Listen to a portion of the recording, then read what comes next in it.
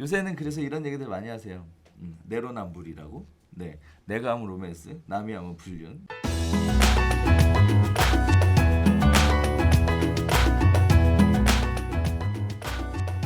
좋아요와 구독하기는 사랑입니다. 네, 안녕하십니까. 2019년 10월 12일 한발 앞서 소식을 전하는 고품격 부동산 토크쇼 부동산 별별 시대에 오신 여러분 환영합니다. 자, 한 주간 어떻게 지내셨습니까? 막 요새 유튜브 열심히 하느라 네. 하루가 어떻게 가는지, 한 달이 어떻게 가는지, 일주일이 갔는지 날짜도 모르겠고 정신없이 살고 있습니다. 맨날 하는 것 같아. 알람 맨날 뜨더라고요, 선생님. 막 요새 월요일 날은 네. 이제 별별 수다 온 거 막 3개, 막 월요일 날 업로드 4개, 네. 어제도 2개 네. 이런 식으로 아, 그래요? 예, 열심히 하고 있습니다. 그냥 도와준 사람이 없어서 혼자서 막 눈이 벌게요. 계속 편집하느라 타임라인 맨날 보고 막. 그래서 효과가 좀 나오고 있나요? 이게 안 하다가 했을 때는 살짝 올라가는 게 보이더니 지금 이제 한계치에 다다른 거. 그래서 이게 탁 다음 거 넘어서고 이렇게 계속 가주는 맛이 있어야 되는데 네. 다시 이제 한계에 봉착해서 네. 어떻게 이 한계를 뚫어낼까. 한 번 좀 이렇게 좀 약간 업그레이드 되고 나면 조금 더 이제 이 여유가 생길 것 같은데 아무튼 좀 어려운 상황입니다. 도와주십시오. 도와주십시오. 그렇군요. 네. 네. 알겠습니다. 자, 한 주간 부동산 소식을 다루는 부동산 별뷰 이슈 지금부터 시작해 보도록 하겠습니다. 부동산 자금 출처에 대한 집중 조사, 강남 4구, 마용성 정밀 조사 타깃으로 삼아서 집중 조사한다고 합니다. 자, 일단 부동산도 사실 뭐 조사의 단계를 넘어서 수사의 단계로 진입하는 모습인가 아닌가라는 생각이 들 정도로 지금 정부의 합동조사 대책이 굉장히 정밀하게 파고 들어가고 있다는 소식인데요. 자, 일단 매수자가 신고한 자금 조달 계획 중 정상적 자금 조달로 보기 어려울 정도의 차입금이 많이 낀 거래에 대해서 조사하겠다. 미성년자가 수억 원 아파트를 산 경우 조사하겠다. 가족 간 대출 의심 거래에 대해서 조사하겠다. 업다운 허위 계약 의심 거래에 대해서 조사하겠다. 편법 증여 의심 거래에 대해서 조사하겠다라고 하는데 일단 조사 방식은 그렇습니다. 자금 조달 내역과 대출 증빙 자료, 통장 사본 및 입출금표, 현금 조성 증명 자료 등 소명 자료를 요구하겠다. 그리고 소명 자료가 불분명한 경우 추가 소명, 출석 조사를 통해 불법 행위 유무를 철저히 확인하겠다라는 얘기가 지금 시장에 퍼져 나오고 있습니다. 거기에 따라서 이미 지금 레이더에 잡힌 거는 뭐 잠실, 반포, 삼성동, 개포동 등 다양한 지역의 부동산 중개업소가 다시 개점 휴업 상태로 문을 닫고 있는 상황에 돌입한 상황입니다. 자, 지금 이게 현재 정부의 합동 단속에 따른 시장의 움직임인데요. 자, 일단 많은 분들이 이러한 질문들을 생각들을 하고 계시는 것 같습니다. 합동조사를 통해 부동산 거래를 하지 못하도록 시장에 다시 위협을 하려는 목적이다. 이를 통해 부동산 중개업소는 문을 닫게 되고 부동산 거래도 위축될 것이다. 나아가서 부동산 시장 안정화에 도움이 될 것이다. 라는 얘기가 있었고요. 또 하나는 합동조사가 처음 이루어지는 것도 아니고 이미 수차례 진행되었으며 비록 합동조사를 한다고 해도 합법적으로 매수할 사람은 충분히 많다. 현재는 숨고르기 중일 뿐이다. 라는 얘기가 팽팽하게 대립하고 있는 것 같습니다. 자, 수장님 보시기에 일단 중개업소가 문 닫고 이렇게 간다라고 하면 거래 위축이 될까요, 진짜? 뭐 이거 새삼스럽게 맨날 봤잖아. 부동산 규제하면 일단 단속부터 나가는 거. 그러니까요. 뭐 지금 뭐 이게 이번 정부 들어서 이게 지금 벌써 몇 번째예요. 그러니까요. 엄청 반복되는 이번 정부뿐만 아니에요. 예전에도 항상 뭐 있으면 일단 중개업소 단속부터 나가고 그다음에 거래한 것들 돌이켜보면서 불법 있었는지 없었는지 따져본다라고 해서 조사들 했던 거의 반복입니다. 부동산 가격 불안해지는 것 같으니까 11대책에서 첫머리에 언급했던 게 이 내용이잖아요. 그렇죠. 사실 우리는 분양가 상한제 얘기만 했지만 네네. 실제는 이거 하겠다. 그렇죠. 이상한 거 많다. 이제 흠집을 내는 거지. 거래가 지금 이 거래된 것들이 비정상 거래들이기 때문에 시장이 미정상인 것이다 라는 식의 흠집을 내고자 하는 목적도 좀 있지 않을까? 위협이잖아요. 협박도 좀 되는 그죠. 거고. 그래서 또 결과적으로 보면 이게 항상 이런 게 나오면 네. 반응은 해. 반응하죠. 반응은 해. 일단 부동산 중개업소들 문 닫고 문 안 열고 음. 매수자들도 야 괜히 지금 샀다가 세무조사 나오는 거 아니냐 움츠리고 또 이번에 특별하게 딱 찍어서 니들 8곳은 안 돼. 강남 4구, 강남 서초 송파, 강동 그리고 마포 용산 성동 그렇죠. 거기에 서대문까지 8개구 사봐라. 거기 정밀조사 하겠다라고 하니까 누가 또 그러더라고요. 이제 일단 이 지역은 타겟으로 딱 정했으니까 쫄릴 거 아니에요. 근데 또 이제 한편으로는 누가 그러더라고.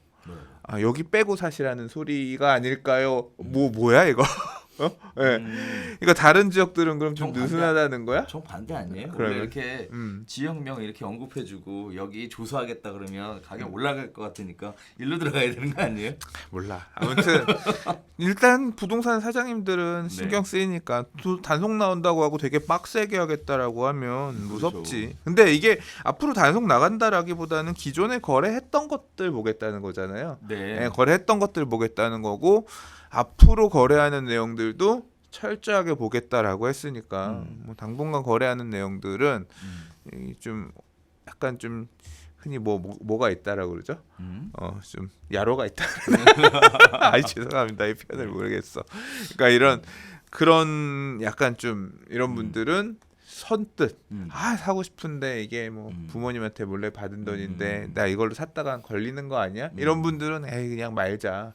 그러니까 수요를 차단하는 가수요를 차단하는 투자 수요를 차단하는 또는 실수요 중에서도 약간 좀 그렇게 어떤 확인되지 않은 돈을 갖다가 주택을 매수하려고 했던 분들 입장에서는 주저할 거고 그렇게 지금 거래량이 막 엄청 터지는 그런 상황은 아니기 때문에 그래서 그런 수요만 조금 차단을 해도 약간 좀 효과가 있을 것을 기대하고 한 것 같은데 네. 한두 번이 아닌데요. 그게 아니라 지금 그냥 들리는 소리가 있잖아. 뭐예요? 지금 제가 엊그저께 이제 좀 여기저기 물어봤어요. 근데 10일 대책 이후에 분위기 좀 잠잠해졌나요? 물어봤는데 여전히 매도 우위입니다. 매물이 없습니다. 이 얘기가 부동산 사장님들 여쭤보면 미치겠대요. 그렇죠. 왜 미치냐면 계약하자고 전화하면 그러니까 어렵게 매수자 설득해서 계약하자고 전화하면 1억 올리고 뭐 2억 5천 올리고 강남의 인기 지역들은 지금 그런 상황이 발생하고 있나 봐요. 네. 그러니까 화딱지 나서 못 하겠대요. 그렇죠. 예, 그냥 이거 심지어 힘들게 매수자 설득해서 이 금액이라도 지금 삽시다 얘기를 했는데 매도자 전화하면 매도자가 안 판다고 하면서 이게 번번이 매수자한테도 할 말이 없는 거예요. 그리고 매도자 물건 날아가고 매수자도 물건 하나도 제대로 못 갖고 오면서 왜 설득했냐 신뢰 잃고 이러면서 되게 맥 빠지는 그러면서 상대적으로 물건이 잘 잡히는 재개발 구역들 이런 데들 거래들 지금 오히려 분양 상한제가 더 불을 지핀 경향도 없잖아 있는 것 같아요. 그러니까 답답합니다. 자 지금 현재 여러 가지 측면에서 보면 일단 이러한 합동 조사가 처음 이루어지는 것이 아니고 합동 조사를 했다고 해서 궁극적인 결과가 달라진 것은 없었다라는 건데 한편으로는 이런 생각도 좀 듭니다. 자금 출처 조사는 실거래가 신고를 할 때 자금 출처에 대한 신고는 실거래가 신고를 할 때 이미 다 신고하도록 돼 있죠. 이제 그 내용을 보는 있어요. 거지. 그렇죠. 이상한 것들 있으면. 맞아요. 근데 왜 중개업소에 단속을 나간지 모르겠어요. 하등에 관련이 없지 않나요? 아니야 효과가 있어. 네. 그냥 이게 그래서 우리가 어. 위협을 넘어서 이건 협박이다. 위협을 넘어서 협박이다라고 하는 이유가 바로 거기에 있습니다. 그러니까 협박이 통했으니까 계속 하는 거야. 문제가 없어 보이니까. 안 통했잖아. 계속 올라갔잖아. 아니 그 당시에는 위축되는 모습이 이제까지 보여왔잖아. 솔직히 말해서. 그럼 그렇죠. 그러니까 이제 이번에도 또 쓰는 거야. 니들 그러니까 왜냐하면 겨울 되면 일반적으로 조금 또 쉬어가잖아요.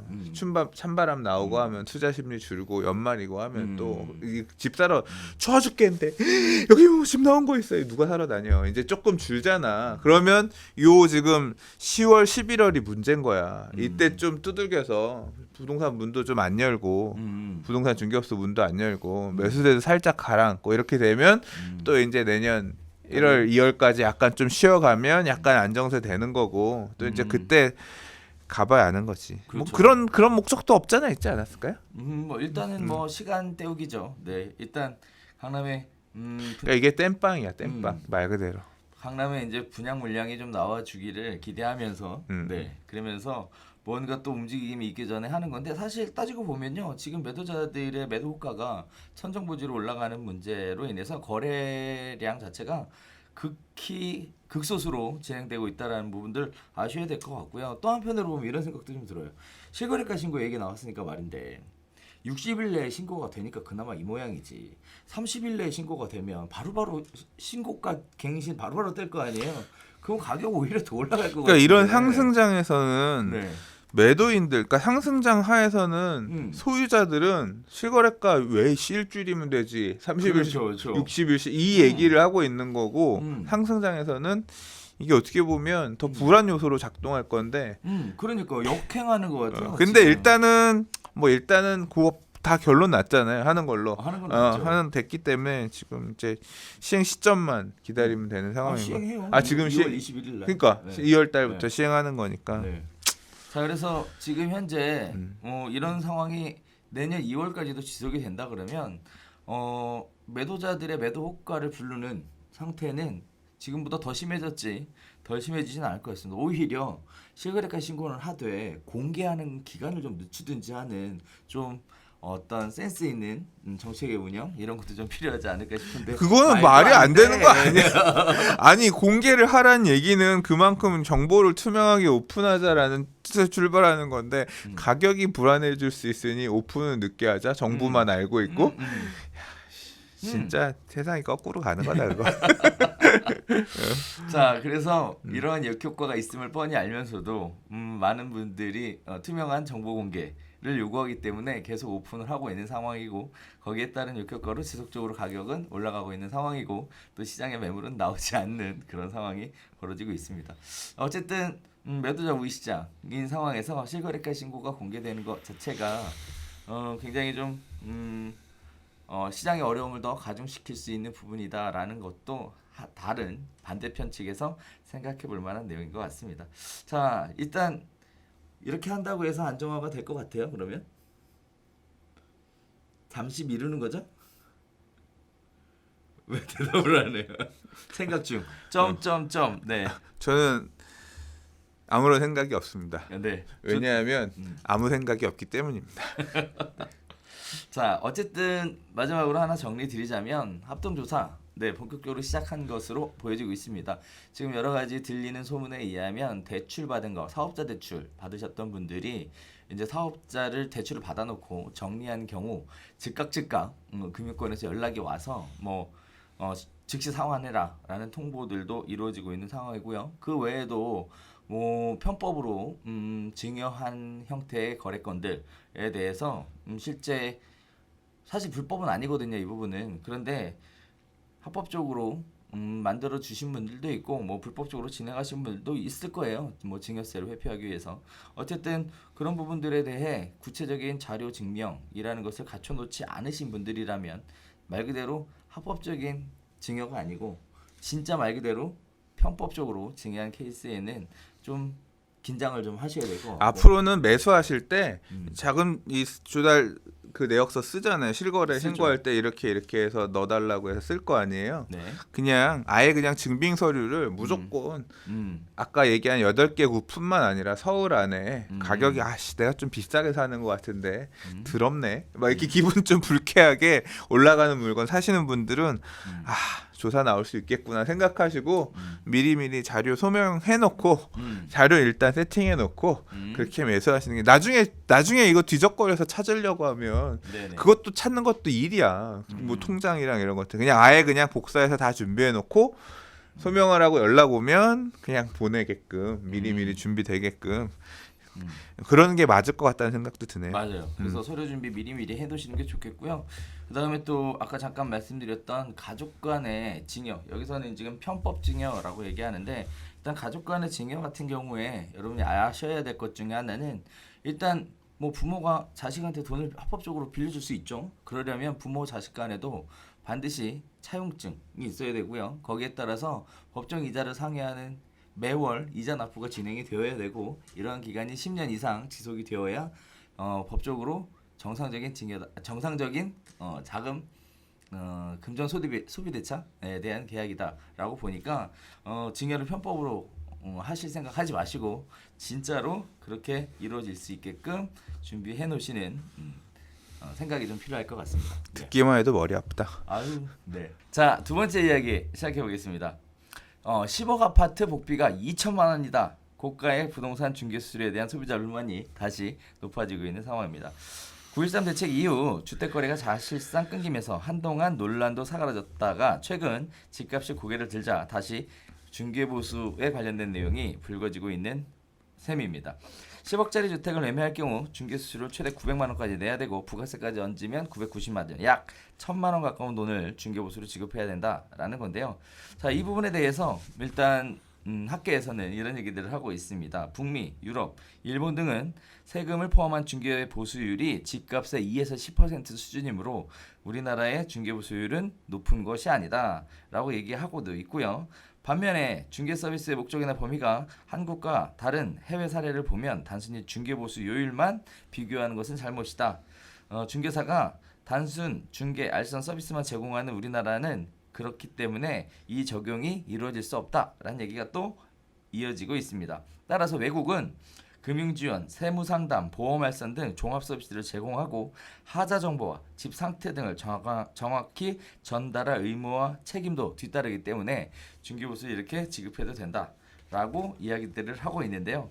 자, 일단 뭐 부동산 가격이 올라가면서 일단 가격에 맞춰서 중개보수 요율표도 바뀌죠. 요율이 거기에 따라서 가격이 올라가면 부동산 중개보수도 많이 올라가는 것처럼 이렇게 보이는데요.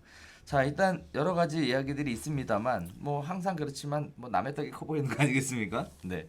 자, 일단 쟁점은 그렇습니다.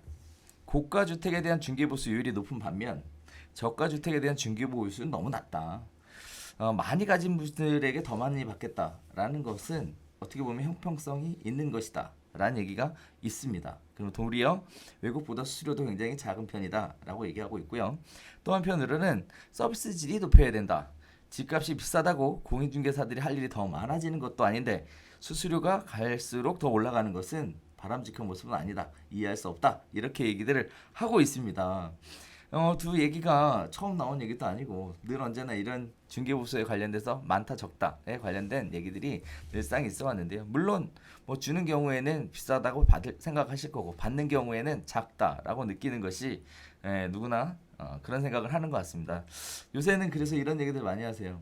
내로남불이라고. 네, 내가 하면 로맨스, 남이 하면 불륜. 이게 아주 그냥 유행어처럼 급속도로 확산되어 가고 있는데 소장님 보시기에 중개보수는 어떠세요? 많은 것 같으세요? 중개 말 보세요. 잘해야 돼. 그러니까 이거는 밥그릇이 달린 문제이기 때문에 네. 제가 임의를 평가하기는 좀 그래요. 그리고 이게 범위 안에서 협의잖아요. 그렇죠. 그러니까 협의를 어떻게 하느냐에 따라서 조정되는 거라. 뭐 이게 이제 중개사분들 얘기 들어보면 얘기 많잖아. 맞죠. 나는 태어나서 0.2% 이상 중개 수수료를 줘본 적이 없어. 아예 그냥 이렇게 작정하고 나오는. 그리고 또 이게 시장 분위기에 따라서 물건이 귀한 시절에는 수수료 그렇죠. 0.2 해? 말아. 그럼 그래도 그거는 좀 하면서 그 금액이라도 받고 하겠습니다. 나는 그 금액 받고 못해요. 안 하는 중개업소도 있겠지만 그래 중개업소 많으니까 물건도 없다는데 나는 그 금액 받고 한다는데 할래. 뭐 이제 이렇게 가면 이제 하는 것도 있고 그 시장 상황에 따라서 뭐 이런 거를 뭐 본인에게 유리하게 이렇게 뭐 하시는 매도인도 있고 또는 뭐 임대인도 있고 반대로 또 이제 매수인 임차인도 수수료는 얼마 이상 아예 보통 이제 계약 진행하기 전에 짚고 가시는 분들도 계시잖아요. 그렇죠. 그래서 많이 계시죠. 뭐 언론에서 얘기하는 것처럼 10억 아파트 복비가 2천만 원 아니지. 엄밀하게 얘기하면 최대한 받아도 0.9% 해도 부가세까지 10% 붙여도 2천은 안 넘지. 안 넘죠. 예, 최대 요율을 다 받을 경우에 이 소리란 이거에 가까워진다는 얘기인 거고 실질적으로는 이렇게까지는 또 못 받잖아요. 사실 이 중개보수에 관련된 부분은 정부에서 잘못하고 있는 거라고 저는 생각을 해요. 왜 그러냐면 부동산 거래에 불만이 가장 높은 요소가 뭐냐면 중개보수 협의에 관련된 부분에 불만이 가장 높다라는 그치. 통계 설문조사가 나와 있는 상황이에요. 협의 알아서 해라가 그 차라리 딱 고정해주면 싸울 필요 없으니까. 근데 그냥 딱 고정해주고 줄 거 주고 받을 거 받으면 끝나는 거거든요. 그런데 협의라고 얘기한 부분이 늘상 분쟁의 소지를 만드는 굉장히 안 좋은 내용임에도 불구하고 뭐 시장 자유를 어쩌고 저쩌고 얘기들 하시는데 시장 자유를 얘기할 것 같으면 애초에 요일표를 만들지 말든가. 이것도 아니고 저것도 아니고. 그러니까 이게 이쪽도 제가 아니고, 참 저쪽도 말하기가 아니고. 조심스러운 게 네. 진짜 밥그릇 문제거든요. 그럼요. 이거는 그래서 그다음에 또 매도자 음. 우시장에서는 매수자 쪽 수수료가 받기가 어렵고 음. 반면에 매수자 우시장에서는 매도자들이 또 나와서 수수료 2배 드릴게요, 3배 드릴게요, 4배 드릴게요. 그래도 우리 못 받거든요. 사실 그 법정 안에서만 안 되니까. 받아야 되니까. 그래서 이런 부분들에 대한 고려도 전혀 없이 너무 일방적으로 한쪽 측의 이야기만 하는 것은 바람직하지 않아 보이는 부분도 네, 충분히 있습니다. 반면에 또 이런 얘기도 좀 드릴 수 있을 것 같아요. 자, 이렇게 얘기하시는 분들이 굉장히 많고 또 신문 기사에 댓글 보면 막 중개사들을 굉장히 막 뭐라고 얘기하시는 분들을 위해 또 한편으로는 이런 얘기도 있습니다. 그럼 외국처럼 서비스의 질도 높일 테니까 그럼 외국처럼 2에서 5% 달라 라고 하면 또 그것도 안 된다고 할 거 아니에요. 그래서 우리가 내로남불이라고 하는 것 같아요. 근데 외국은 네. 양쪽에서 받는 건 아니잖아. 매도자한테만 받죠. 한쪽에서만 받는 거니까 네. 조금 다르지. 그렇죠. 예. 뭐 따지고 보면 0.9 양쪽 받으면 1.8이니까 그렇죠. 뭐 거의 2%지 뭐. 그렇죠. 2%죠. 근데 최소가 2%니까. 근데 이게 불만이 나는 음. 소유자 임대인 매도인한테 나오기보다는 음. 왜냐하면 매도인 임대인은 돈을 받는 사람이잖아. 그렇죠. 그러니까 남으면 줄 수도 있을 것 같아. 임대를 받은 임대료 수익이 앞으로 기대 수익이 있는 거니까 조금 중개 수수료가 더 후회도 되는데 불만 목소리가 나는 좀 매수자에서 많이 나오는 것 같아요. 집값도 비싼데 수수료도 더럽게 비싸네 뭐 이런.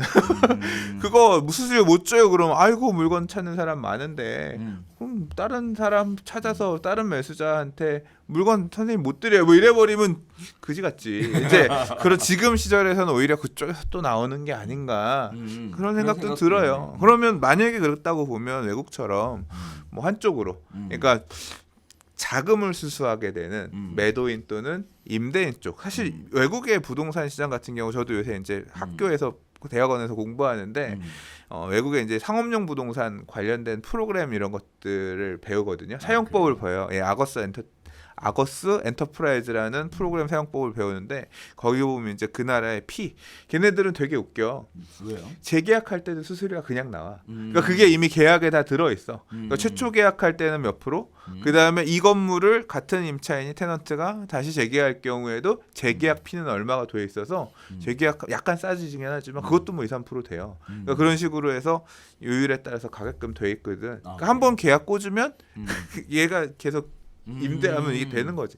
사실 지금 외국인 렌트, 그러니까 미군 렌트도 그런 식이거든요. 용산 같은 경우에 보면 임대인 쪽에서만 렌트 수수료가 나오지만 그 임차인이 계속 거주하더라도 수수료는 또 나와요. 그러니까 거주하는 기간마다 나오는 거지. 그러니까 임대인은 이 중개 에이전트가 개입을 해서 임차인이 들어온 부분에 대해서 수익을 지속적으로 받는 거 아니에요. 그거에 대해서는 받을 부분이 있다. 대신 이제 그 내용에 따라서 해줘야 될 의무 이런 것들도 관리 이런 것들 계속 해주거든요. 되게 힘들어. 그러니까 렌트하는 중개업소가 이게 말이 안 통하니까 외국인들이 다 중개업소에다 뭘 얘기를 해. 그러면 그거 수수료 조금 받고 2년 동안 매여가지고 세입자 외국인 관리하고 뭐 고장났다고 하면 가서 봐주고 이제 이런 부분도 맞물려 있어요. 어떤 게 더 유리하냐 적으냐? 사실 어떻게 보면 뭐 우리나라에서 이루어진 일부의 렌트 사례만 놓고 얘기를 하는 거니까 이제 뭐 어떤 게 더 합리적인 금액이다라는 부분까지를 딱 정해서 얘기할 수 없지만 만약에 이런 그러니까 구조가 바뀌어야 된다라고 하면 뭐 이렇게 지금 외국처럼 임대인 또는 매도인 돈을 지속적으로 받거나 한 번에 받고 나가는 수익을 받는 사람이 좀 더 많은 수수료를 부담하게끔 하면 이런 불만은 또 사라질 수도 있을 것 같다. 그런 생각 들어요. 근데 안 될 거야. 왜냐하면 이 관행이라는 거 이제까지 왔던 이걸 한 번에 바꾸고라는 게 쉽지가 않기 때문에 이 목소리가 나온다는 얘기는 항상 이런 얘기가 나오면 어떤 식으로 바뀌었냐면요. 중개업자들한테 안 좋은 쪽으로 바뀌었어. 오피스텔 중개 수수료가 너무 비싸요. 요율 주거용으로 사용하면 0.34 꽝꽝 금액에 따라 지금 낮춰졌고. 그렇죠. 예, 이제 이 얘기가 나오면서 또 이제 낮춰지겠지. 그러니까 일단은 뭐 그런 식의 얘기들이 있는데요. 그래서 한편으로 그렇습니다. 서비스의 질을 요구하시는 많은 분들을 위해 우리가 생각해봐야 될 부분은 외국처럼 서비스의 질도 높이고 중개 보수도 올리는 거에 찬성하시는 분들은 댓글 달아주시면 좋을 것 같아요. 이거 근데 이 질을 높인다는 것도 현실적으로 어려운 문제야. 난 사실 외국의 부동산 서비스의 질이 어떤지 높은지 잘 모르겠어서 경험을 해본 적이 아니니까. 그럼 우리나라의 중개 서비스의 질이 낮은가? 영세하지. 영세하지 사실. 이게 뭐 결국은 개인 사업자 중개업소 소장님 혼자 완전 멀티플레이어야지 가능하잖아요. 업무 자체가 이게 노는 것 같지만 일을 잘하는 중개업소는 진짜 하드워크거든요. 막 그럼요. 매물 관리, 매물 체크 다 이거 머릿속에 있어야지. 매수 이거 해야지. 할 일이 상담해야지, 뭐 임정 활동 해야지, 협상해야지. 근데 이게 이제 계약서 써야지, 신고해야지. 입이 늘어나면 그걸 받쳐줄 수 있을 만한 이 중개 밑에 공인 뭐 소속 공인중개사나 아니면 중개 보조원들이 갖춰주려면 입이 늘어나면 그 늘어나는 숫자에 준하는 안정적인 매출이 나와줘야 되는데 이 매출이라고 하는 게 이게 지속적으로 나오는 그런 게 아니잖아. 시장 좋으면 반짝. 이 들쭉날쭉 이런 거에서 어떤 그런 규모를 갖출 수 있는. 그러니까 중개업소들이 그러니까 어떻게 보면 진입 장벽도 낮고 이렇게 해도 저렇게 해도 또 돌아가니까 이게 차별화가 또 되기도 쉽지 않으니까 그또 한편으로 생각해 보면요. 고퀄리티의 중개업소가 나오기도 힘든 구조도 있고. 여러분들이 이제 이 이면에 있는 이야기 하나 또 생각해 보시면 되는데 일단 소장님도 이렇게 얘기 나오면 중개보수 인하 쪽으로 가는 거 아니냐라는 얘기를 잠깐 주셨는데요. 제 개인적으로는 지금 뭐 강남 같은 경우에 뭐 이렇게 신문 기사 얘기처럼 하면 중개사들이 떼돈 벌어야 되는데 사실 보시는 것처럼 이제 나중에 필요하면 통계를 드릴 수도 있겠지만 강남 3구 중개업소 오픈율보다 폐업률이 더 높아요. 돈 안 된다는 얘기거든요. 그러니까 이 허들이 낮다 그랬잖아요. 그러니까 중개업소라고 하는 게 오픈하기가 쉽잖아. 그러니까 진입 장벽이 낮아서 너무 많아. 그러니까 많기 때문에 뭐 떼돈을 버는 것 같지만 떼돈 버는 몇 개는 있지. 항상 어느 시장이나 상위는 하니까. 근데 이제 하위들은 하위에 있는 어떤 그 분들은 참 이 월세 내기도 빡빡한 그런 것들도 많이 있죠. 맞습니다. 네, 그래서 너무 일방적인 한쪽 편에서만 보지 마시고 전체적인 시장의 흐름 자체에 포커스를 좀 맞춰서 상대편의 입장도 이해해 보신다면 우리나라가 훨씬 더 살기 좋은 나라가 되지 않을까. 좀 봐달래요? 네. 봐달랍니다. 네. 네. 자, 세 번째 이야기 들어가 보도록 하겠습니다. 부동산 비규제 지역 원정 투자 극성이다라는 얘기를 가지고 이야기 나눠보겠는데요. 기본적으로 얘기 나오는 곳이 창원, 울산, 거제에 관련된 이야기입니다. 자, 정부의 고강도 부동산 규제로 서울과 분당, 과천 등 수도권 지역의 투자 길이 가로막히자 서울 투자자들이 비규제 지역인 지방 부동산으로 눈길을 돌리고 있다라는 내용인데요. 이유는 그렇습니다. 일단 첫 번째는 집값이 바닥을 찍었다고 판단한다. 두 번째는 대출 규제를 피할 수 있다는 장점이 있다고 생각한다라는 큰 두 가지의 장점들을 가지고 지금 현재 뭐 버스를 타고 뭐 지방으로 가서 매물을 매집한다라는 얘기가 지금 소문으로 나오고 있는 상황입니다. 거기에 따라서 인기 지역 아파트 매물의 씨가 말랐고 다른 신축 거래들도 거래량이 늘어가는 모양새를 보이고 있습니다. 부동산 중개업소에서 물어보니까 서울 등 외지에서 투자자 문의가 늘어나고 있다. 거기에 따라서 1월부터 8월까지 경남에서 거래된 주택 가운데 서울 사람이 매수한 경우는 총 585건으로 작년 기간보다 47.7% 증가했다라는 내용이 있고요. 또 거제도 마찬가지입니다. 서울 사람들이 거제 주택 매입을 작년 1월에서 8월 24건에 그쳤지만 올해 같은 기간에 150건으로 6배가 증가됐다. 자, 다음에 울산도 서울 투자자들이 울산 주택 매입 거래가 작년보다 34% 증가한 114건을 기록했다라는 겁니다. 자, 그래서 투자자들이 지금 지방시장에 관심을 갖고 있는 이유가 가격이 많이 빠졌다라는 내용인데요. 일단 내용 그렇습니다. 경남 집값은 3년 4개월째 하락하면서 아파트의 경우 그동안 17%, 평균 가격이 하락했고요. 지난 3년간 거제 아파트 가격은 무려 30% 넘게 빠졌고요. 창원 22%, 울산 16% 가격도 충분히 하락을 했기 때문에 충분히 투자자들 입장에서 집값이 바닥을 찍었다라고 보는 하나의 근거가 되는 것 같습니다. 또 동시에 조선업이 굉장히 힘들었었던 시절이 있었는데요. 조선업 수주가 회복세를 보이면서 지역 경제가 움직이고 있다라는 부분도 이런 지역들에 관심을 갖게 하는 새로운 요소가 되는 것 같습니다. 자, 이제 이런 부분들에 대해 여러 가지 얘기들이 또 있는데요. 일단 내용은 그래요. 지금 투자예요, 투기예요, 이거? 모르겠지. 자, 일단 실수요는 아니잖아. 일단 응. 네. 투자 실수요 아니면 투기 아니야? 왜 그런 나한테 어려운 질문을 해? 일단 그렇습니다. 그래서 뭐라고 불러야 될지 모르겠어서. 난 세력들이 들어가서 장난치는 것 같은데. 아, 그래요? 예. 요즘 버스 갔다며. 결국 근데 버스를 본 사람은 없더라고요. 본 사람은 네. 없대요. 소문 그래서 제가 소문이라고. 그러니까 이게 들었어요. 이 경남권의 가격들이 많이 빠지면 이게 그러니까 지난 10년 전하고 지금하고 좀 달라진 부분은 뭐냐면 네. 이런 투자자들이 세력화됐어요. 그러니까 사람들 누구 얘기를 들으면 좋다, 누구 얘기를 들으면 흐름을 잡을 수 있다라고 하면서 그러니까 지난 장에서 몰려다니면서 갭 투자한다라고 사고 지방들 이렇게 다니면서 이게 뭐 잘된 경우도 있고 못된 경우도 있지만 그런 움직임에 익숙해진 작년에 PD수첩에서도 나왔었잖아요. 버스 타고 가서 어디 가서 뭐 물건들 가서 그 동네 부동산 브리핑 같이 듣고 이런 공동으로 다니면서 뭐 투자 임장 다니는 모임들 만들어져 그런 움직임들이 굉장히 많이 생겼고 단톡방이라든가 밴드라든가 이런 폐쇄 조직 폐쇄 모임들을 중심으로 이게 있는 것도 사실이잖아요. 그런 데서 얘기 한번 하도 던져주면 또는 뭐 이런 투자의 선봉장 뭐 좀 볼 줄 안다 또는 지난 텀에서 이 사람 얘기 듣고 투자해봤는데 좀 먹었다 난 얘 말은 좀 귀담아 들을래 이런 애들이 이 동네가 조금 지금 들어갈 만한 타이밍인 것 같은데 하면 싹 반응하는 것들이 실제 나타나고 있고 그게 좀 물리지 않았나. 왜냐하면 가격이 너무 올라가면 먹을 게 없어 보이지만 빠지고 나면 먹을 거 있나 없나 이제 고려해볼 타이밍이 오는 거거든요. 그래서 이런 움직임이 이제 제 부산 쪽 경남 쪽에 있는 카페에 가입돼가지고 그냥 공개돼 있는 카페요. 가입만 하면 가입되는 거 가서 이게 눈팅을 하거든요.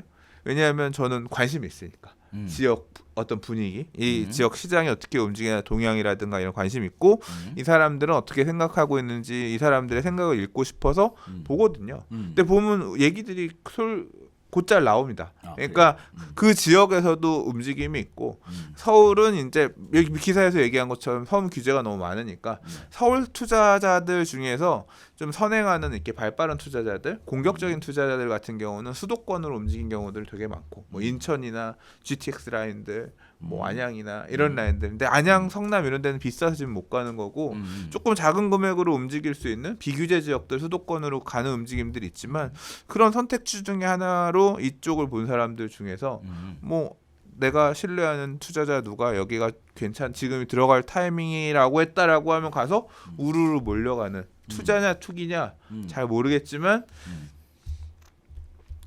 뭐 잘 될지 못 될지도 몰라요.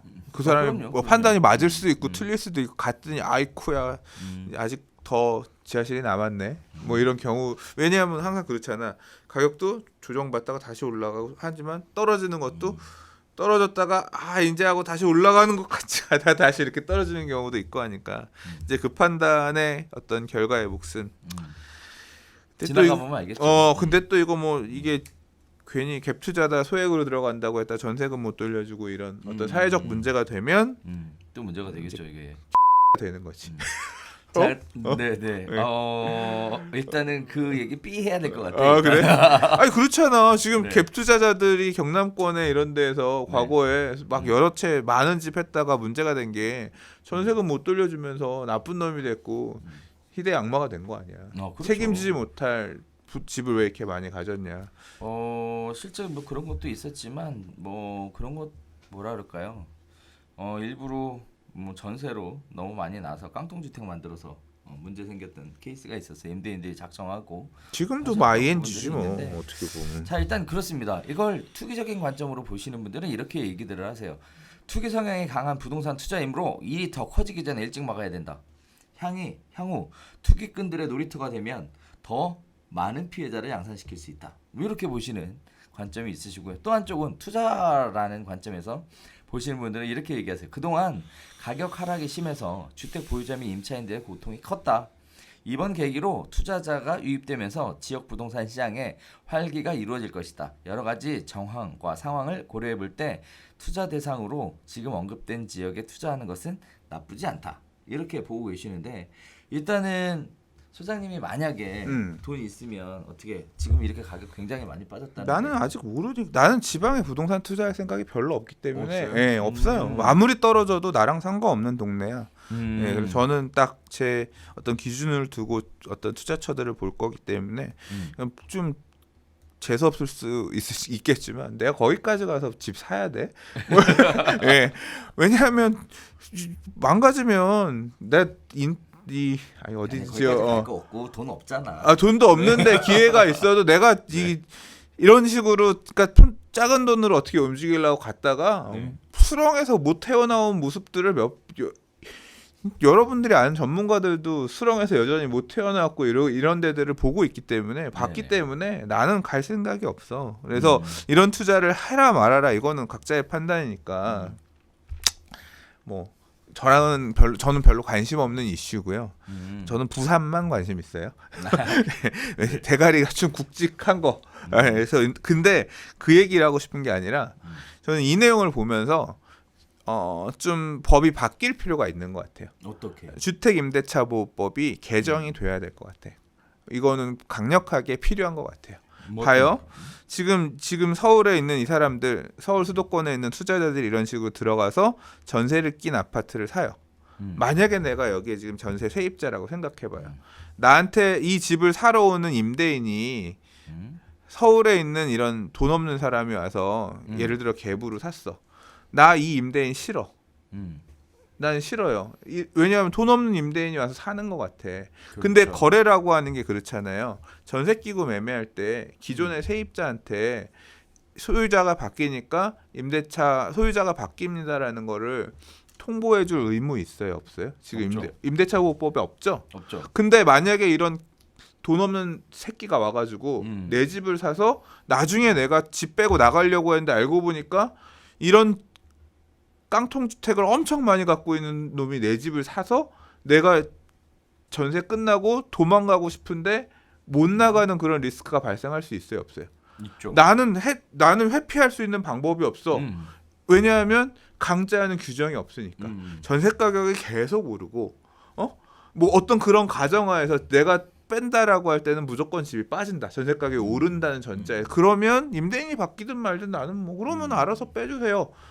이게 되지만 안 되잖아. 그렇죠. 이게 지금 너무 많은 사례들이 나왔잖아. 이 얘기는 뭐냐면 나는 임대차 보호법이 만약에 임차인이 있는 상태에서 매매가 진행될 경우에는 임차인의 동의가 있어야 거래가 되게끔 한다거나 또는 임차인의 동의 대신 임차인이 그러면 집을 나 주인 바뀌면 나는 주인인 새로 오는 주인인 네가 싫으니 나는 명도할 거니까 보증금을 돌려주세요. 할 수 있는 그런 옵션이 추가가 돼야 될 것 같아. 강제가 돼야지 회피할 수 있을 만한 도망갈 수 있을 만한 구제 방안을 자구책을 만들 수 있는 거 아니야. 난 심각한 문제일 수 있을 것 같아. 이런 상황 하에서는.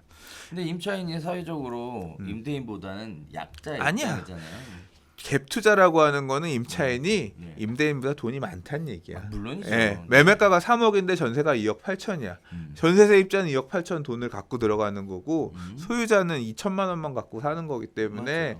뭐 계약 관계상의 가불이 그렇게 바뀔 수 있지만 실질적으로 더 많은 돈이 들어가는 건 임차인이잖아요. 임차인이 그런 자구책을 갖지 못한다는 거는 조금 문제가 이게 사례가 없었으면 모르겠는데 이미 사례들이 너무 많이 나오고 있고 피해자들이 많이 나오고 있잖아요. 엄청 나오더라고요. 그리고 지난주에 PD수첩에서 방송했던 내용에서도 이 얘기가 이런 비슷한 사례가 언급이 되는데 너무 높은 전세가 때문에 세입자들이 그러니까 말 그대로 명의만 가져가는 깡통주택 명의만 가져가는 리베이트 받으려고 그런 사람들이 나타나기 시작하고 그러니까 이 문제가 지금 사실은 굉장히 심각한 문제인 것 같아요.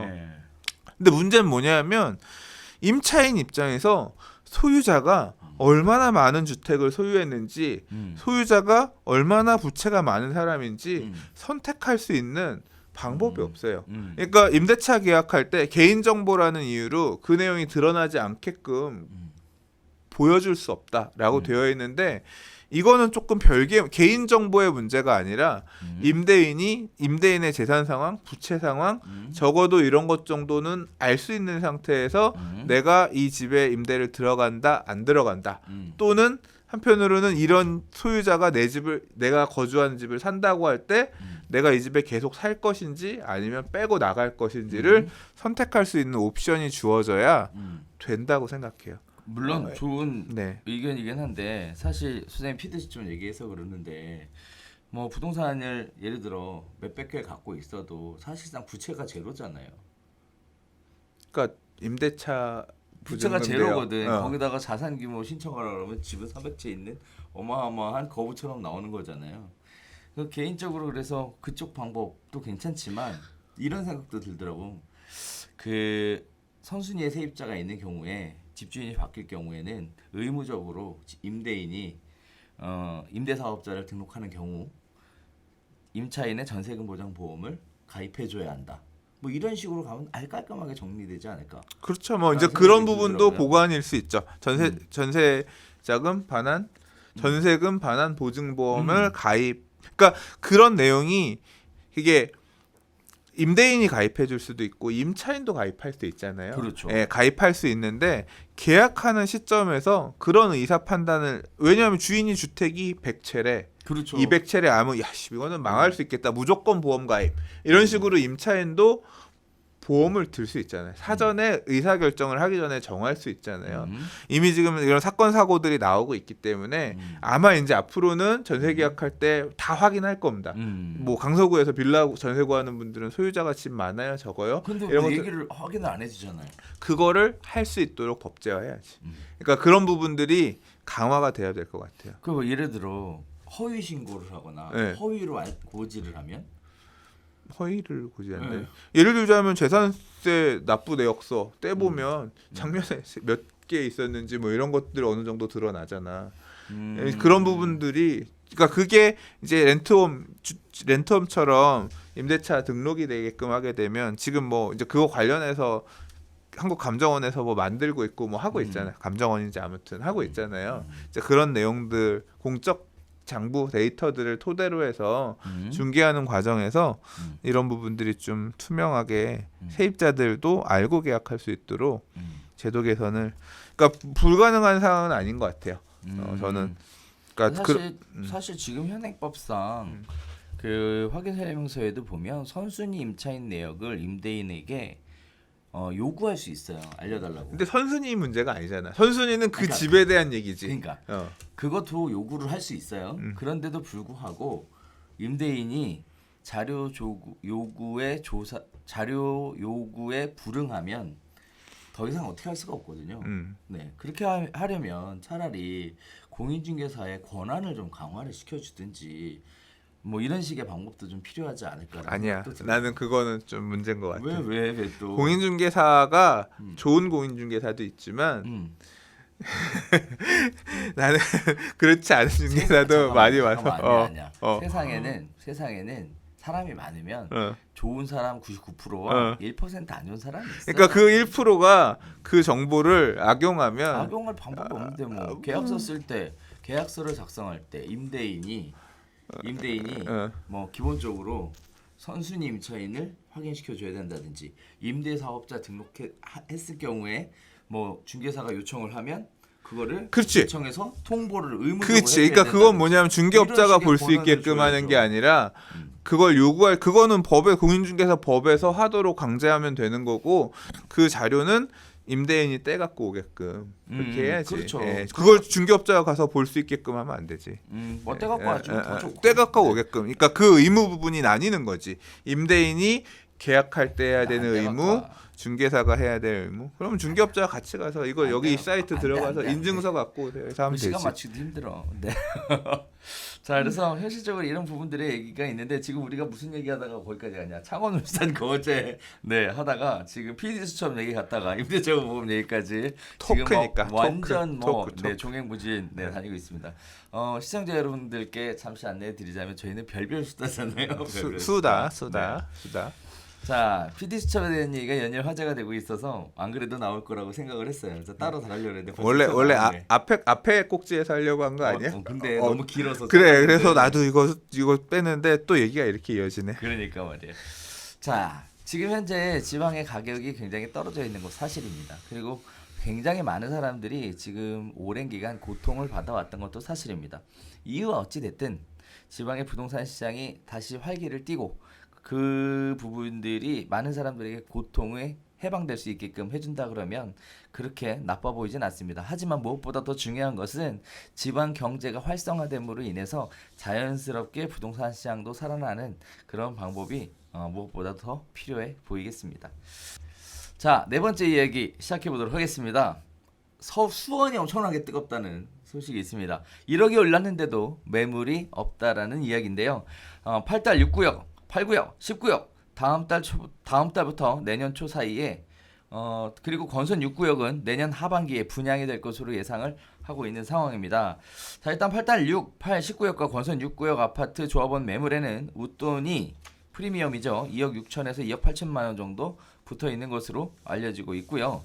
문제는 지난해 말 웃돈 1억 7천만 원 대비 10개월새 1억 이상 뛰었다 해서 급등의 조짐이 보이고 있다라는 게 연일 이슈가 되고 있습니다. 자, 일단 84제곱미터 조합원 분양가는 3억 6천만 원에서 3억 9천만 원 선인데 여기에 웃돈이 붙게 되면 6억 6천만 원 정도의 조합원 입주권이 거래가 되는 셈입니다. 59제곱미터의 조합원의 입주권도 지금 현재는 분양가가 2억 7천에서 2억 9천 정도 있는데 웃돈이 프리미엄이 1억 3천만 원 정도 붙어서 현재 1억 6천에서 4억 정도 되네요. 4억 정도가 가까이 되는 금액에 거래가 된다라는 내용인데, 자, 일단 서울 재개발 시장도 굉장히 난린데 지금 보면 4억이 아니지. 4억. 지금 현재 4억이 피가 넘네. 1억 7,500 됐다고 하니까 3억 하면 4억 6, 7천 되는 거야. 4억 6, 7천. 네, 그렇습니다. 안 써놔가지고 네. 계산이 안 돼. 그럼 뭐 이게 정신이 없습니다. 자, 서울 재개발 시장도 굉장히 난리라는데 왜 이렇게 수원이 난린가에 대한 많은 분들의 궁금증이 있으실 것 같아요. 네. 네, 수원 왜 이렇게 난린가요 지금? 뭐 광교가 12억 찍고 있으니까 그렇지. 아니 그냥 이게 부동산은 그냥 형님 엉덩이 보고 쫓아가는 동생들의 장이라니까요. 지금 수원 이 일대는 광교 신도시 가격이 리딩하고 있어요. 그래서 광교 신도의 대가리라고 할 수 있는 일단 중흥 S클래스 이게 지금 입주하면서 거래는 많이 안 됐어. 근데 일단 호가랑 실제 이제 거래된 게 그게 마지막 끊어주고 있는 게 있고 이 광교가 이 중흥이 물건이 없으니까 이제 거기 보면 자연의 일스테이트라고 또 그 기존의 아파트 대장이 있어요. 얘네가 지금 난리래. 뭐 좀 제가 지지난주 9월 말에 이제 광교 쪽 사장님한테 거기 막 정신이 없대요. 부동산들이 바쁘대. 맨날 상담하고 얘네가 지금 10억 11억 선 이제 지금 가니까 형님 가니까 이제 동생들 쫓아가는 거야. 항상 그러면 광교가 이렇게 가면 수원은 광교의 몇십 퍼센트 이런 식으로 해서 쫓아가는 거지. 그래서 가장 먼저 반응하면서 움직인 데가 어디냐면 화서역 푸르지오라고 작년에 분양한 단지가 있어요. 이게 이제 이 도시개발처럼 아주 그 부지 통으로 해가지고 지었는데 얘네가 분양가 한 5억 6, 7천 했거든요. 얘가 지금 피가 2억대예요. 그러니까 얘네가 7억대 중후반으로 튀어 올라갔어. 지금 시세를 그렇게 이끌어주고 있어. 그러니까 쭉 반응하면서 광교의 반응을 가격이 올라왔고 네. 이 영통 지구에서 동쪽에 가면 망포동 쪽 있거든요. 네. 이제 그쪽에 이제 지어진 신축들도 되게 강세예요. 삼성전자 동쪽에. 그러니까 얘네들이 쌍끌이 리딩을 하니까 지금 여기 8달 재개발 구역은 수원역 앞에서 이제 신분당선 타고 올라가는 신분당선 타고 이제 광교로 해서 가는 건 아니에요. 그 라인에 있는 얘네가 재개발 구역 4개 합치면 12,000세대예요. 엄청 커. 엄청 크다. 예. 그리고 그러니까 어떻게 보면 구도심 쪽에서 가장 좋은 입지에 있는 단지지. 여기가 이제 이렇게 12,000세대 새 아파트로 바뀌게 되면 또 역도 수원 안에서도 지하철역이 있고 없고에 따라서 가격이 차별화되는 부분이 있는데 이제 수원역도 좋아지고 뭐 역 안에 들어오는 교통편도 개선이 되고 하면서 이제 맞물려 있는 신분당선 라인에 맞물려 있는 곳이니까 저평가라고 판단하는 거예요. 야 화서역 쪽도 7억대 나가고 저 끝에 있는 힐스테이트 영통 이쪽도 저 가격인데 싸다라고 하면서 수요층들이 이쪽이 저평가 아니냐 보면서 가격이 반응했다. 가고 있는 거예요. 그래서 제일 큰 핵심은 광교가 올라간 거야. 그러니까 광교 줄기 따라서 광교 줄기 가격이 올라가니까 고구마 줄기들이 가격들이 쫓아가면서 이렇게 가는 그런 모양새의 역가 지금 반응을 하면서 가는 거고 네. 얘는 앞으로 수원 안에서 차세대 랜드마크 대장급으로 갈 수 있을 만한 애라고 판단하니까 이쪽을 보고 뜨거운 거지. 그리고 왜 이 시점에 이 기사가 나왔느냐? 분양을 하잖아. 그러니까 붐업하는 거야. 또 언론에서도 그렇군요. 이거 분양하기 전에 사람들이 몰리는 이유 많이 오른 것 같아요. 나는 기사가 처음에 읽을 때 1억 올랐어? 작년부터 지금까지 올랐대. 많이 올랐어? 내가 볼 때 서울 재개발이 훨씬 많이 올랐어. 그렇죠. 수원도 올랐단 거야. 그러니까 그때 서울 살까 수원 살까 고민하는 사람 중에 지금 와서 기회비용 따지면 역시 서울 샀어야 되는데 이 얘기가 나올 수도 있지만 물론 상대적으로 투자 금액이 작고 하니까 그럼요. 뭐 갈 수 기회가 있었을 수도 있고 하긴 한데 그렇지. 근데 뭐 그런 부분들까지 포함해서 이 기사는 읽어야 될 것 같아요. 분양하기 전에 붐업하고 이 사실 기사 꼭지에도 그렇잖아요. 내가 그 얘기 안 했는데 이 기사 보면 왜 이렇게 올랐을까? GTX 등 뭐가 연결되고 교통이 편의가 좋아지면서 간 것 같다 얘기 설명을 했지만 내가 볼 때는 분양하기 전에 붐업하기 위한 어떤 밑작업. 근데 그렇군요. 예, 근데 뭐 기사에서 얘기하고 있는 부분이 그렇게 틀렸다고 생각은 안 해요. 예. 결국은 그런 큰 흐름화에서 선행하는 형님들 가격 쫓아가며 수원도 지금 반응하고 있는 분위기다. 다 수원이 다 뜨겁지 않아요. 그럼요. 네. 네네네. 자, 그래서 일단은 기사의 내용도 그렇고요. 일단 건설회사에서 분양을 목적으로 기획성 신문 기사를 흘렸다라는 것도 아니 뭐 있는데, 그런 건 아니야. 그렇지 얘기- 않을까 추정. 그럴 기자님 수도 있는데 일단 내용 자체는 그렇습니다. 전반적으로 광교의 가격이 올라가면서 인근으로 가격이 올라가고 있는 상황이다라는 부분에 대해서는 부인하기 어려운 부분일 것 같고요.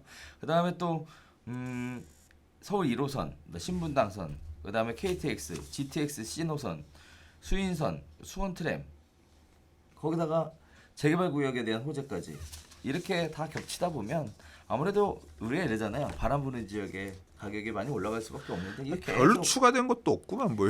아유 이제 하나씩 GTX 언제 한다고. 하나씩 된대잖아요. 네.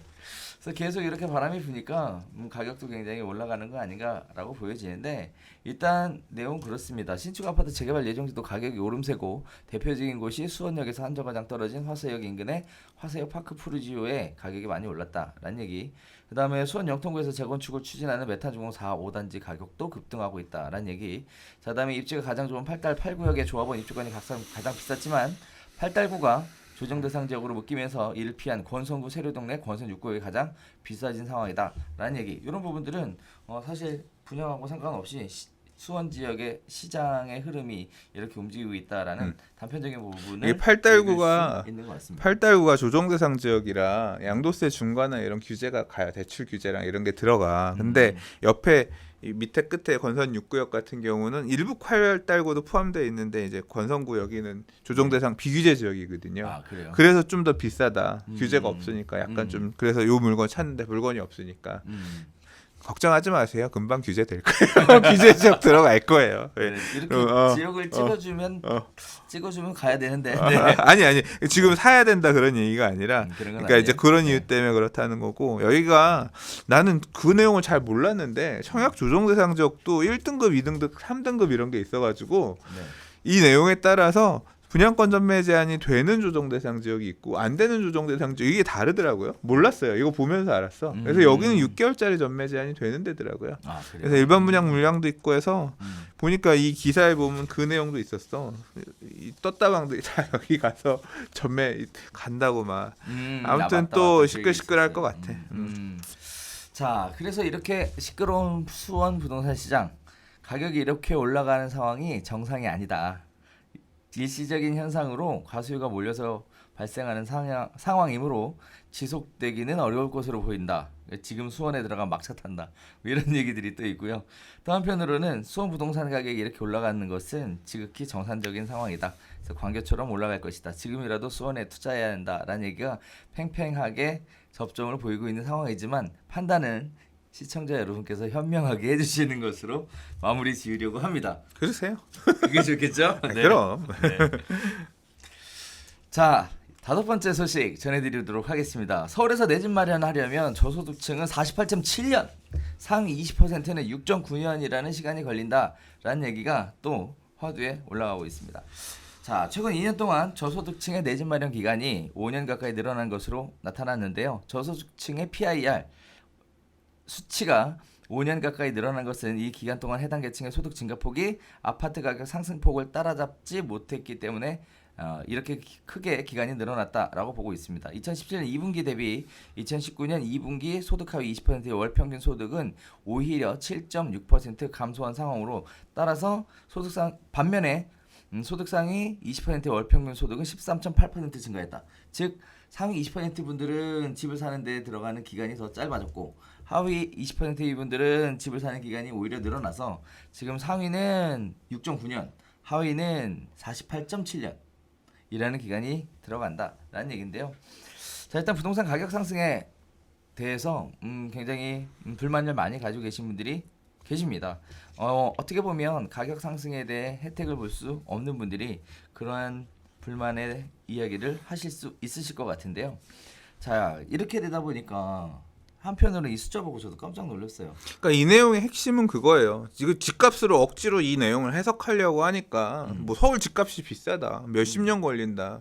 그러니까 끼워 맞춘 표현. 그러니까 서울 집값이 비싸다는 얘기를 하기 위해서 이 내용을 갖다 먹이려고 하니까 이렇게 데이터가 나오는 건데 그냥 단순히 소득의 양극화가 엄청 심해지고 있다는 거 얘기예요. 고소득자는 돈을 더 벌고 있고 저소득층은 더 못 벌고 있는 부분들이 지금 드러나고 있다. 그러면서 집값은 올라가고 있으니까 평균 집값은 당연히 올라가죠. 그렇죠. 평균 집값은 고소득층이 사기가 더 좋아지는 거고 고소득층의 소득이 그만큼 더 늘어났으니까 저소득층은 평균 집값도 올라가는데 내 소득은 안 늘어나니까 이번 생은 망했어 소리가 나오게끔 되는 거고 그냥 그 얘기예요. 그러니까 소득의 불균형이 심화되고 있는 소득의 불균형이 굉장히 심화되고 있다라는 것을 드러내는 데이터입니다. 그렇죠. 이걸 갖다 맞물려 가지고 집값하고 맞물려서 얘기하는 거는 상위 소득 높은 사람이 중위 아파트 살려고 그래? 얘네는 더 비싼 거 살려고 하지. 그렇게 따지면 아파트도 평균 아파트로 따지지 말고 아파트도 5분위로 나눠가지고 소득 5분위처럼 아파트 5분위로 따지면 돈 더 들걸? 기간 더 늘어났을걸? 저소득층은 또 따져보면 기피하는 주택들 이런 거 있잖아요. 그렇죠. 연립주택 빌라. 근데 걔도 몰랐어. 그러니까 저소득층 사는 이래나 저래나 사실 집 사기 어렵던 거 저소득층은 마찬가지일 거라고. 그러니까 어떤 위치냐에 따라서 조금 다르겠지. 자, 고소득층에서 바라보고 있는 주택과 저소득층에서 바라볼 수 있는 주택의 차이점도 있으니 이렇게 단편적으로 보기에는 좀 문제가 있다. 오히려 시장에 대한 양극화가 점점 더 심해지고 있다라는 그러니까 내용. 우리나라 양극화가 되게 심해지면서 되게 갈등이 심화되는. 그러니까 이 가지지 못한 분들과 더 가지고 있는 분들과의 갈등이 커지고 있는 모양새가 보이는 게 되게 이렇게 유쾌하지 않아요. 물론입니다. 예. 자, 그래서 이런 식의 이야기들도 있어요. 우리가 뭐 흔히들 PIR 수치가 나와서 그러는데 일단은 아파트 지역마다 또 아파트 단지마다 PIR 값은 상위 20%, 하위 20% 이렇게 따지지 않고 보통 3분위 평균 소득이죠. 평균 소득을 가지고 있는 3분위가 그 아파트, 그 지역으로 접근하는 데 있어서 몇 년 걸리느냐라는 걸 가지고 사실 PIR 가격이 어디까지 상승할 것이냐라는 통계 데이터로 사실은 내부적으로 사용을 해왔었는데 허리가 허리의 집을 살 때 얼마냐? 네네. 그랬었는데 이게 지금 뭐 전혀 이상한 쪽 방향으로 얘기를 끌어가고 있습니다. 자, 그래서 일단 내용은 그렇습니다. 자 그러면 어쨌든 간에 결론은 저소득층이 집 사기 어려워진 건 사실 아니냐라는 건데 사실은 사실이죠. 왜 그러냐면 집값은 올라가는데 월 평균 소득은 7.6% 감소했기 때문에 당연히 집 사는 건 지금보다 더 어려워진 상황이다라고 얘기해도 틀린 얘기는 확실히 아닙니다. 자 문제는 그거죠. 가격이 올라가서 부동산을 매수하는 것이 이제는 거의 불가능해진 상황에 서민들을 위한 정책이 특별한 대책이 필요하다. 하고 있잖아. 그렇죠. 임대주택을 확보하고 있잖아요. 동시에 정책 전반을 원점에서 재검토해야 된다. 여기까지는 얘기가 나오고 있어요.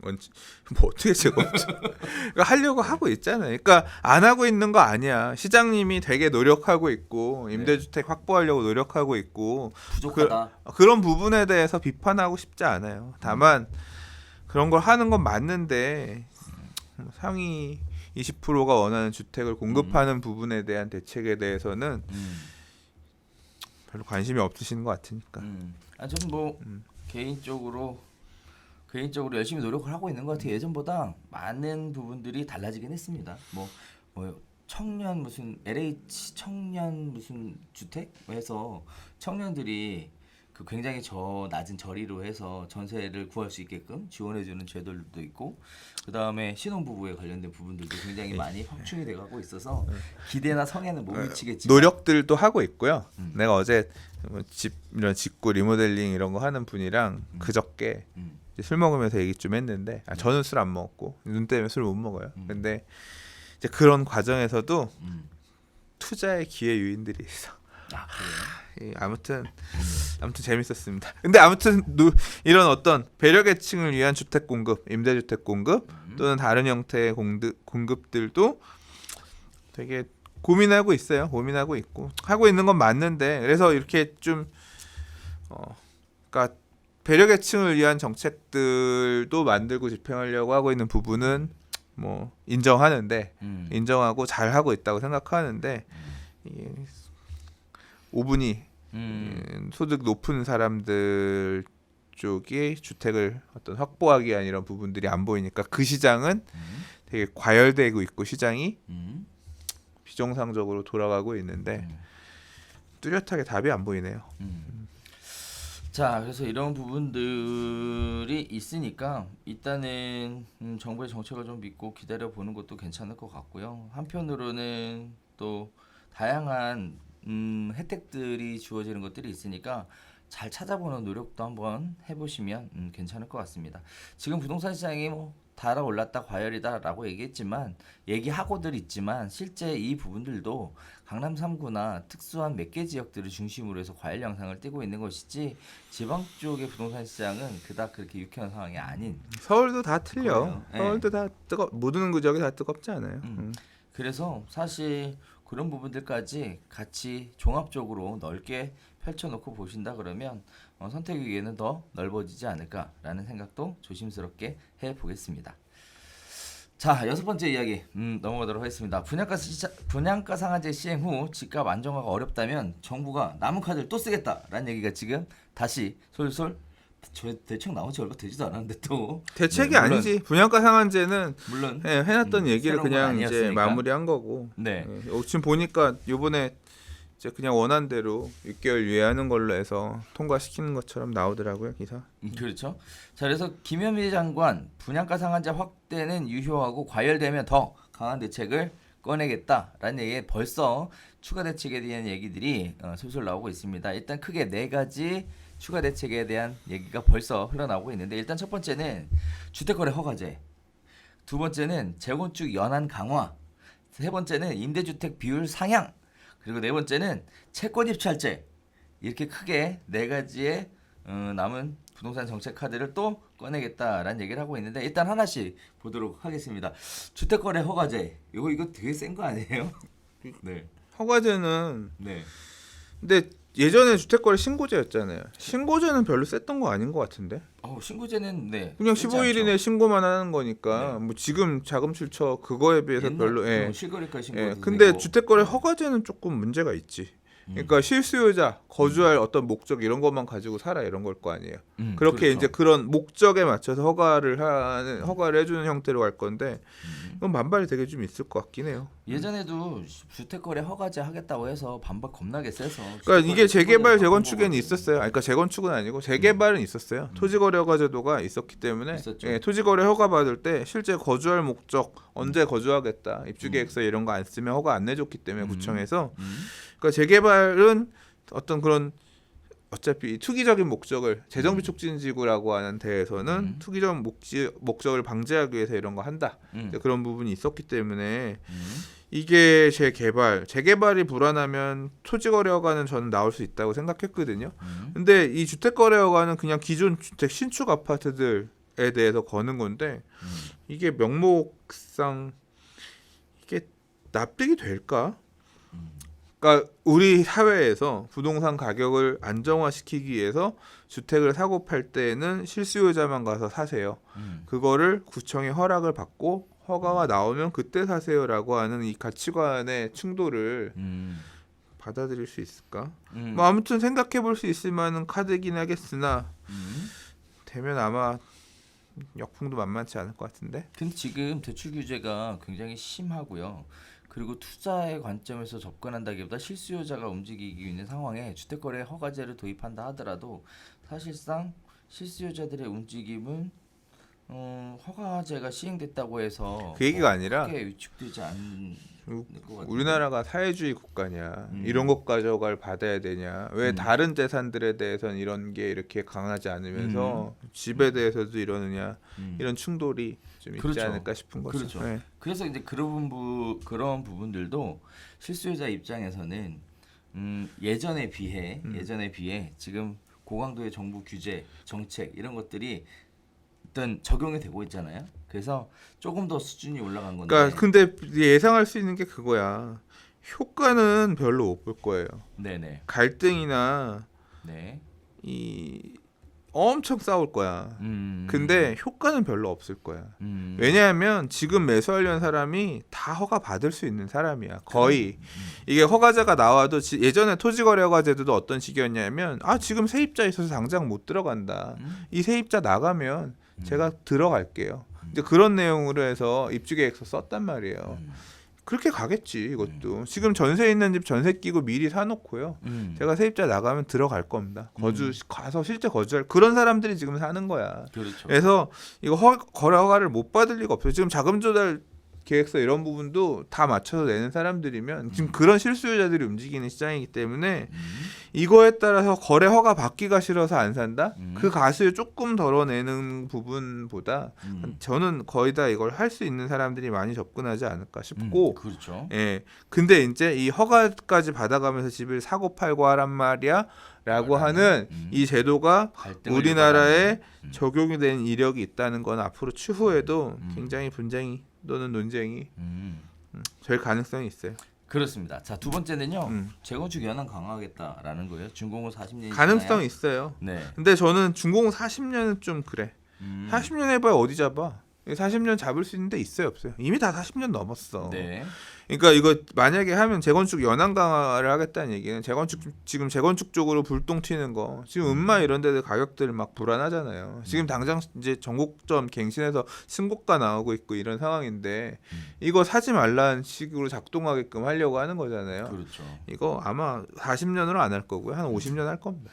그러면 또 한 10년 묶어 놓을 수 있는 거잖아요. 만약에 이게 재건축 연한 강화하면 50년쯤 하지 않을까? 그러면 이제 40년 되는 애들은 다 못하면서 재건축 투자하려는 수요들 10년 더 기다리라고 에이, 그래도 하면서 어차피 할 게 없는데 뭐. 이제 그러면서 사는 사람들도 있겠지만 그러니까. 그 10년은 기다리기 싫은 사람은 안 살 거다. 이런 보관으로 가면 그러면 더 이제 세게 나오지 과거와 같은 40년 수준으로 해서 나오지는 않을 것 같아요. 실효성은 이것도 없어 보여요. 왜냐면 아시다시피 그럼 새 아파트 사지 뭐. 이렇게 전환될 수도 있기 때문에 이것도 과연 실효성 있는 대책일까라는 생각은 다시 한번. 근데 아무튼 나오면 그 정도로 강하게 해서 얘기가 나오지 않을까 싶고요. 자, 다음 세 번째는 임대주택 비율 상향에 대한 건데. 이거는 뭐 지금 계속 하고 있는 해야죠. 얘기고, 아니 뭐 상향 거론이 아니라 이미 지금 재건축에서도 재개발에서도 이게 지금 아까 얘기했었던 우리 앞전 소득 낮은 분들 배려하기 위한 임대주택 확보하기 위해서 전방위적으로 서울시가 노력하고 있고 그렇죠. 있다 그랬잖아요. 그래서 지금 임대 아파트 안 넣으면 정비계획 안 수립 안 해줘요. 정비계획 안 넘긴단 말이에요. 재건축에서도 우리는 그냥 용적률 안 늘리고 1대1 재건축 할게요. 안 돼. 임대는 넣어. 임대는 안 넣으면 안 돼. 이런 식으로 그걸 지금 휘두르고 있기 때문에 네. 이미 가고 있고 앞으로 이제 재개발에서도 인센티브 포함해가지고 뭐 임대 아파트 용적률 더 올리면서 임대 아파트 더 넣는 형태로 계속 갈 거기 때문에 이건 이미 ING입니다. 그렇죠. ING고 이거는 부동산 가격을 불안을 잠재우기 위한 측면에서라기보다는 아까 이렇게 소득의 양극화에 따라서 배려 계층들이 들어갈 수 있을 만한 공공이 보유한 주택을 확보하기 위한 방안으로 아마 계속 거론되어 왔고 계속 도입이 될 거라고 봅니다. 이건. 그렇죠. 자, 그래서 임대주택은 계속 늘어날 것이다. 네, 이런 부분들은 지금도 추진을 하고 있다라는 얘기 있었고요. 자, 그다음에 네 번째는 채권 입찰제 도입에 관련된 부분입니다. 이거 예전에 우리도 이거 하면 욕 먹지. 별별스타 할때 야이씨, 얘기했었던 이거- 부분인데. 이거 네. 조합원들 빚 빨아가지고 니들이 음. 헤쳐먹냐 이 소리 나오는 거지. 근데 할 수도 있지. 그럼 네. 아니 뭐 할 뭐든 뭐 지금 뭐 사실 보면 이 지금 네 가지 얘기가 나왔잖아요. 근데 보시다시피 주택 거래 허가제 이거 실효과가 있을까에 대한 생각이 또 들고요. 재건축 연한 강화 이거는 뭐 의미가 없고 임대주택 비율 상한 결혼 이것도 뭐 큰 의미가 없을 것으로 보여지고 채권 입찰제 도입이나 그러면 이제 그래야? 청약의 메리트가 없어지니까 채권 높게 써내야 되는데 음, 그럼 과열은 좀 줄겠지. 그렇죠, 그러면 줄겠죠. 이제 과열은 조금 주는데 먹을 게 적어지니까 에이씨 먹을 것도 적은데 그냥 기축시장 가서 사자. 새 아파트 사자. 이래버리면 커트라인 좀 낮아지겠지만 이 수요들 청약 기다리는 수요들이 다시 이제 매수 시장으로 돌아오면 또 그것도 불안해지는 거지. 그렇죠. 네. 자, 그래서 이렇게 지금 현재 준비되고 있는 정부의 부동산 대책 카드 자체를 놓고 보면 일단 뭐 딱히 부동산 시장을 확 잡을 수 있을 것 같은 어떤 비장의 히든 카드 같은 것은 크게 보이지 않는 상황입니다. 자, 어쨌든 정부에서는 지속적으로 분양가 상한제를 시행을 해도 부동산 가격이 잡히지 않으면 뭔가 추가적인 대책이나 규제를 하더라도 잡아보겠다라고 얘기를 하고 있는 상황인데 아무튼 잡히긴 해야 될 것 같아요. 네.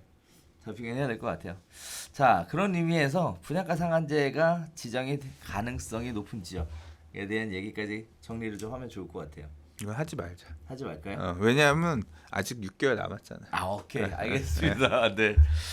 자, 지금 그래서 분양가 상한제에 대한 이야기와 동시에 시장에 대한 흐름, 그 다음에 관망세에 접어든 부분들, 그 다음에 매도자가 매물을 회수하고 호가를 올리는 부분들, 기타 등등 다양한 이야기들을 쭉 나눠봤는데 뭐 오늘도 생각보다 내용이 많았어요. 지난주보다. 지난주 진짜 할 게 없었잖아요. 네. 휴일 껴가지고 기자님들 다 어떻게 휴가 가셔서 네, 오늘은 풍성한 이야기 가지고 함께 할 수 있게 되어서 다행이라고 생각합니다. 자, 저희 방송 보시고 좋았다고 생각이 되신다면 좋아요와 구독하기 그리고 또 알림 설정 네 함께 눌러주시면 진심으로 감사드리겠고요. 저희는 다음 주에 새로운 소식 가지고 다시 찾아뵙도록 하겠습니다. 감사합니다.